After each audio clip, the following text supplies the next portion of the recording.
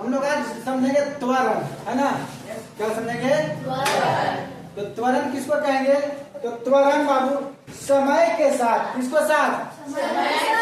समय के साथ वेग में परिवर्तन की दर को क्या कहते हैं? त्वरण कहते हैं। यानी समय के साथ वेग के परिवर्तन की दर को त्वरण कहते हैं। देखिए, तो त्वरण क्या होता है? यदि वेग बढ़ता है ना, यदि वेग बढ़ेगा तो त्वरण कैसा होगा? त्वरण कैसा होगा? धनात्मक होगा। यदि वेग घटता है ना, किसी का वेग क्या होगा? घटता है, तो त्वरण कैसा होगा?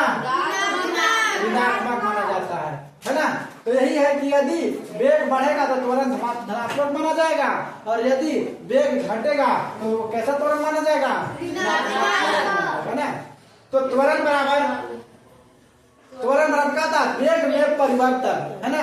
तो देखिए, तो वेग क्या हो रहा है? अगर उसका वेग बढ़ेगा तो धनात्मक, है ना, वेग घटेगा तो ऋणात्मक। तो त्वरण में वेग में परिवर्तन हो रहा है कि नहीं? तो इसलिए कहता है त्वरण बराबर वेग में परिवर्तन बटा समय। एक होता है औसत त्वरण, है ना। औसत त्वरण कहता है, औसत त्वरण को ए से सूचित करते हैं, यानी त्वरण को किससे सूचित करेंगे? ए से। तो ए बराबर होता है V2 माइनस V1, यानी V क्या हो गया? वेग, है ना, यानी V2 माइनस V1 और बटा T2 माइनस T1, यानी T क्या है? समय है, समय अंतराल है ना। तो आगे देखेंगे, त्वरण में परिमाण और दिशा दोनों होता है। क्या होता है त्वरण में? परिमाण और दिशा दोनों है। इसलिए त्वरण कौन सा राशि होगा? त्वरण कैसा राशि है? सदिश राशि किसको कहते हैं? जिसमें परिमाण और दिशा दोनों होता है, उसे क्या कहेंगे? इसलिए त्वरण कैसा राशि हो जाएगा? सदिश राशि हो जाएगा। देखिए, एक होता है एक समान त्वरण, है ना। एक समान त्वरण जब किसी वस्तु का वेग में, देखेंगे, जब किसी वस्तु का वेग में बराबर समय अंतराल, क्या बराबर समय अंतराल में, चाहे समय अंतराल कितना भी छोटा क्यों ना हो, है ना, बराबर परिवर्तन होता है ना। कितना भी समय अंतराल कितना भी छोटा क्यों ना होता है, उससे बराबर क्या होता है? परिवर्तन होता है। तो हम क्या उसको क्या कहते हैं? एक समान त्वरण कहते हैं, है ना। देखेंगे, एक समान त्वरण कैसे मानेंगे? एक समान त्वरण कैसे मानेंगे? माना कोई वस्तु ले लेंगे, है ना, कोई कण, माना कि एक कण एक सरल रेखा पर, कौन रेखा पर? सरल रेखा, यानी सीधी रेखा पर एक समान त्वरण से गति करता है, यानी गतिशील है ना। एक समान त्वरण से क्या है? गतिशील है।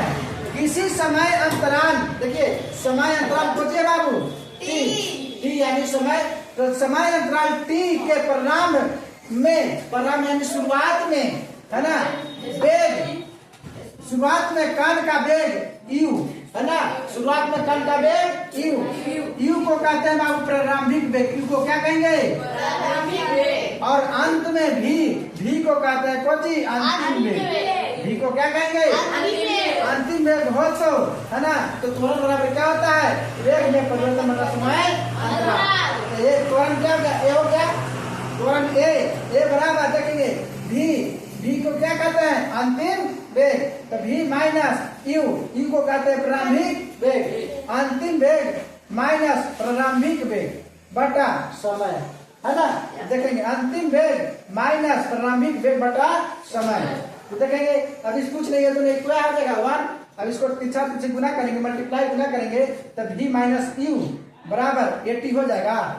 V माइनस T बराबर 80 हो जाएगा। तब V बराबर, देखेंगे E पर माइनस बराबर में लास्ट में क्या हो जाएगा? प्लस हो जाएगा। तो U प्लस क्या हो जाएगा? 80 फार्मूला होता है। तो V बराबर क्या?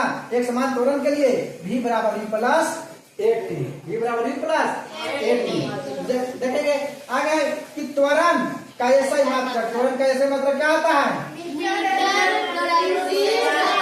मीटर प्रति सेकेंड, मीटर प्रति सेकेंड स्क्वायर, है ना।